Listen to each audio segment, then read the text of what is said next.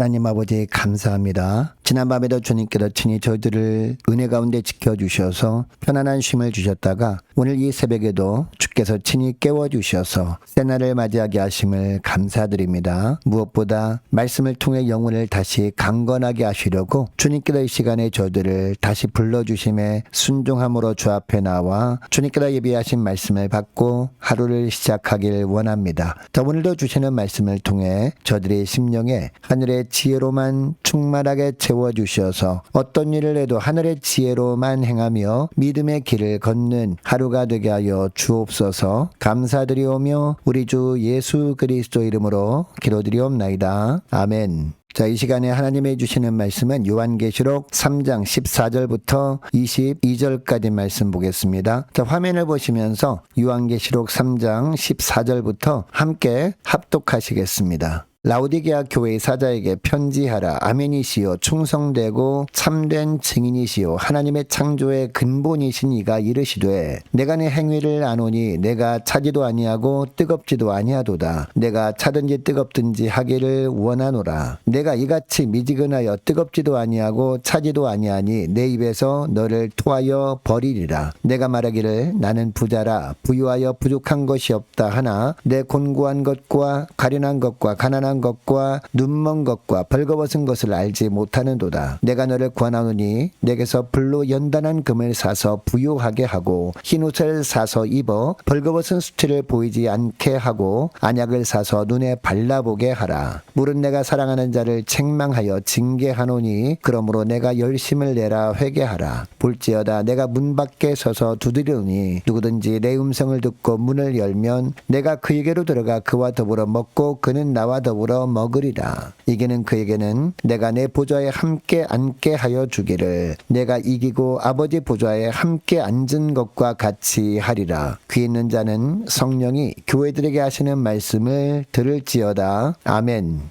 여러분, 오늘 본문은 예수님이 라오디게아 교회를 향한 말씀입니다. 라오디게아 교회를 향해 말씀하시는 예수님을 오늘 본문에 보니까 세 가지로 표현하시는데, 첫째 아멘이라고 하십니다. 둘째는 충성되고 참된 증인이라 라고 말씀하십니다. 하나님의 구원 계획과 완성을 주도하신 분이 바로 이 예수님이라는 겁니다. 셋째로 예수님이 하나님의 창조의 근본이신 분이다 라고 하십니다. 예수님은 이 땅에 오셨을 때뿐만 아니라 하나님의 천지를 창조하실 때 동참하셨던 성자 하나님이라는 겁니다. 그러니까 라오디게아 교회를 향한 말씀은 1.1획도 틀림이 없는 예수님의 말씀이라는 겁니다. 여러분, 그렇다면 우리가 정말 예수님의 제자라면 말씀을 들을 때 주님의 말씀임을 우리가 믿고 들어야 합니다. 그런데 이 라오디게아 교회는 그렇게 하지 못했던 것 같습니다. 여러분, 이 라오디게아 교회도 처음에는 믿음으로 시작했던 교회였을 겁니다. 정말 어려운 시기에 간절함으로 말씀을 받았을 겁니다. 그때는 특별히 주님이 하시는 말씀이라고 하지 않으셨지만 말씀이 들릴 때면 바로 예수님의 음성으로 받았을 겁니다. 그런데 무엇이 그들을 이처럼 변하게 했던 것일까요? 17절 말씀을 보니까 그들에게 부족한 것이 없었기 때문이었다라고 하고 있습니다.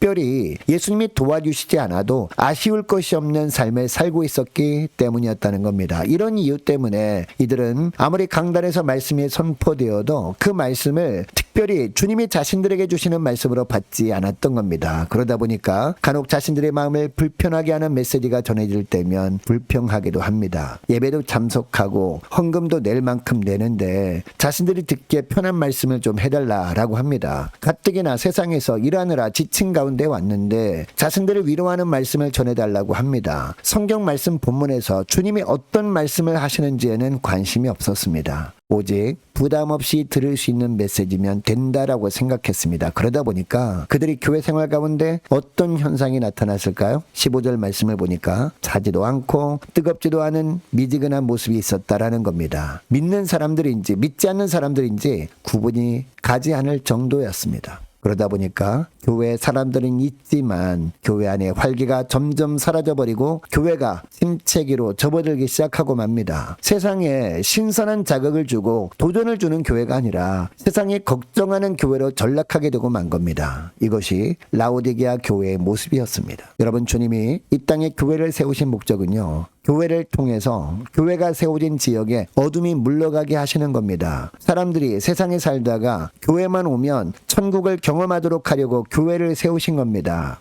여러분, 교회가 이렇게 되기 위해서는요, 무엇보다 말씀을 들을 때마다 예수님의 말씀으로 믿고 따르는 헌신하는 사람들이 필요합니다. 이처럼 헌신하다 보면 기쁨이 생기고 구원의 감격도 회복하게 되어지는 겁니다. 그런데 라오디게아 사람들은 정반대로 생각을 한 겁니다. 구원의 감격을 먼저 주시면 헌신하겠다고 합니다. 그러니까 오래도록 믿음 생활을 해왔다고는 하였지만 십자가 은혜를 경험할 수가 없었던 겁니다. 말들만 점점 많아지고 헌신하는 모습은 점점 없어져 버린 겁니다. 여러분, 토기장이가 자기가 원하는 작품이 나오지 않으면 어떻게 합니까? 그동안 애쓰게 만든 그릇을 깨뜨려 버리고 다시 새로운 작품을 만들기 시작합니다. 여러분, 교회도 마찬가지입니다. 주님은 이 땅에 교회를 세우시고 하나님의 걸작품으로 만들어가고 계십니다. 그런데 교회 출석하는 성도들이 하나님이 원하시는 계획대로 살아가지 못하면 어떻게 하실까요? 16절 하반절에 보니까 입에서 토하여 버리겠다라고 하십니다. 여러분, 라오디게아 교회도 주님께서 피값으로 세우신 교회였습니다. 그러므로 주님은 쉽게 토하여 버리고 싶지 않으셨을 겁니다. 그런데 정말 토하여 내치시기라도 할 것처럼 강하게 말씀하시는 이유가 뭘까요? 그만큼 안타까우셨기 때문입니다. 그래서 주님은 19절에 보니까 계속해서 뭐라고 합니까? 무릇 내가 사랑하는 자를 책망하여 징계하노니 그러므로 내가 열심을 내라 회개하라 라고 하시는 겁니다. 여러분, 라오디게아 교회를 향해서는 무엇을 회개하라 라고 하십니까? 미지근한 신앙을 회개하라 라고 하고 있습니다. 주님은 열심을 내지 못하는 것을 미지근한 것으로 여기시고 이렇게 말씀하시는 겁니다. 여러분, 주님은 이 말씀을 하시면서 계속해서 또 어떤 말씀을 하십니까? 20절에 보니까 볼지어다 내가 문 밖에 서서 두드리노니 누구든지 내 음성을 듣고 문을 열면 내가 그에게로 들어가 그와 더불어 먹고 그는 나와 더불어 먹으리라 라고 하십니다. 우리 주님이 지금 문 밖에 와 계시고 지금 주님이 문을 두드리고 계신다는 겁니다. 여러분, 평소에 주님이 말씀하실 때 얼마나 반응을 안 보였으면 문 밖에서 두드리고 계신다는 표현을 하실까요? 그리고 계속 본문을 보니까 누구든지 내 음성을 듣고 문을 열면 이라고 하십니다. 어느 누구라도 주님의 음성으로 듣고 반응을 보이면 내가 그에게로 들어가 그와 더불어 먹고 그는 나로 더불어 먹으리라 라고 하십니다. 진정한 교제를 비로소 나누고 싶어 하시는 주님의 마음을 이렇게 표현하시는 겁니다. 여러분, 주님은 오늘도 우리가 말씀을 들을 때 우리 마음의 문 밖에 서서 우리의 마음의 문을 두드리고 계십니다. 그러니까 강단에서 선포되는 말씀을 들을 때 그것을 주님께서 나의 마음의 문을 두드리는 소리로 들을 수 있어야 합니다. 이때 우리가 마음의 문을 열면, 즉 듣는 말씀을 주님의 말씀으로 받아들이면 주님을 만나 주님과 깊은 영적 교제를 나눌 수 있다라는 겁니다. 그리고 21절에 보니까요, 이기는 그에게는 이라고 합니다. 회개하는 그에게는 이라는 뜻입니다. 내가 내 보좌에 함께 앉게 하여 주겠다라고 하십니다. 주님이 이 땅을 통치하는데 함께 동참시켜 주신다라는 겁니다. 여러분, 그러니까 주님이 이 세상을 다스리시는데 어떤 사람을 도구로 사용하실까요?